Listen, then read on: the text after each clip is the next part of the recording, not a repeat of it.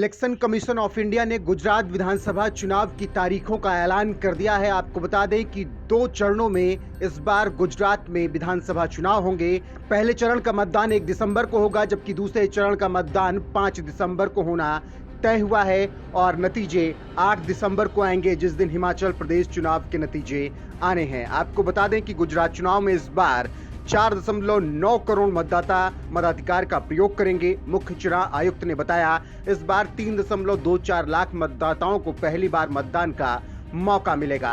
गुजरात चुनाव में 3.24 लाख मतदाताओं को जो पहली बार मौका मिल रहा है, वो किसकी तरफ जाएंगे, ये बहुत बड़ी बात होगी और देखना दिलचस्प होगा, क्योंकि यही युवा मतदाता सरकार अब की तय करेंगे।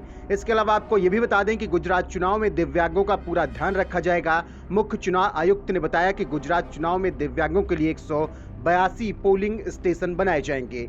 इसके अलावा चुनाव आयोग के प्रमुख ने बताया कि गुजरात चुनाव में कुल पोलिंग स्टेशनों की संख्या 51,000 से ज्यादा होगी। आपको बता दें कि पिछले 24 साल से गुजरात की सत्ता में बीजेपी ही कब्जा करते आ रही है, लेकिन इस बार समीकरण बदले हुए नजर आ रहे हैं। ऐसा इसलिए क्योंकि दिल्ली और पंजाब जीतने के बाद अब आम आदमी पार्टी ने गुजरात में भी पूरी ताकत लगा दी है। ऐसे में मुकाबला त्रिकोणीय हो सकता है। गुजरात में पिछली बार 2 चरणों में चुनाव हुए थे। 25 अक्टूबर 2017 को चुनाव तारीखों का ऐलान किया गया था।